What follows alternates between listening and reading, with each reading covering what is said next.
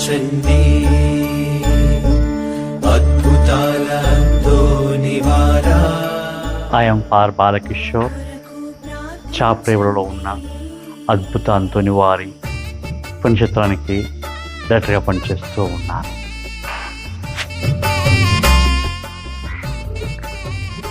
నా పేరు గురుశ్రీ యేసుపాదము. చాపరేవుల గ్రామములో పునీత అంతోని వారి పుణ్యక్షేత్రములో సహాయ గురువుగా పనిచేస్తూ ఉన్నాను.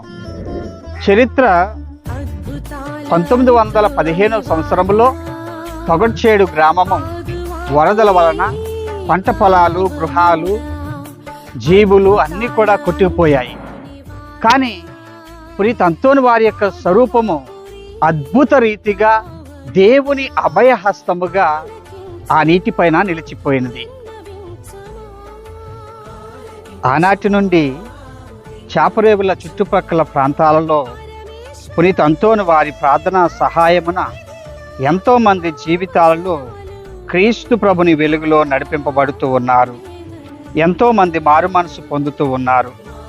సంఘము దినదినాభివృద్ధి చెంది ఆ యొక్క చుట్టుప్రక్కల అనేక మంది భక్తులు పెరుగునప్పుడు చాపరేవుల్లో ఉన్నటువంటి చిన్న దేవాలయం నుండి ఊరు బయట ఉన్నటువంటి పుణ్యక్షేత్రమును నిర్మించుకొని ఆ పుణ్యక్షేత్రములో ప్రతి మంగళవారము దివ్య సప్తసాద ఆరాధన, దివ్య పూజాబలి,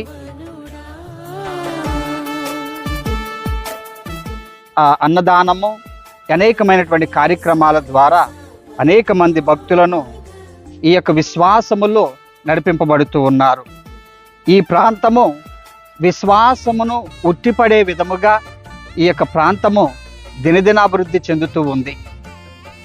పునీత అంతోని వారి యొక్క మధ్యస్థ ప్రార్థన ద్వారా అనేక మంది జీవితాలలో మేలులను, అనుగ్రహాలను పొందుతూ దేవునికి సాక్షులుగా నిలబడుతూ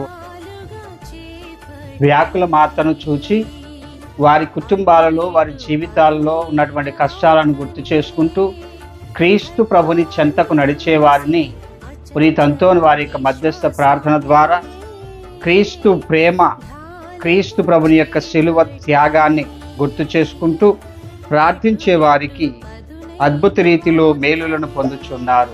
పునీత అంతోని వారి యొక్క పవిత్ర శరీర భాగం ఇది అందరికి అందుబాటులో ఉంటుంది. ప్రార్థన చేసుకుని మెరుగు పొందవలసిందిగా కోరుతూ ఉన్నాను.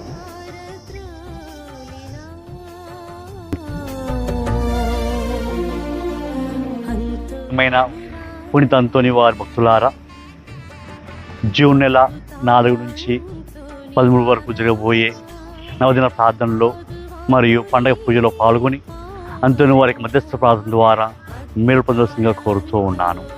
రండి, ప్రార్థనలో పాల్గొనండి, పూజలో పాల్గొనండి, దేవునికి దీవెనలు పొందండి.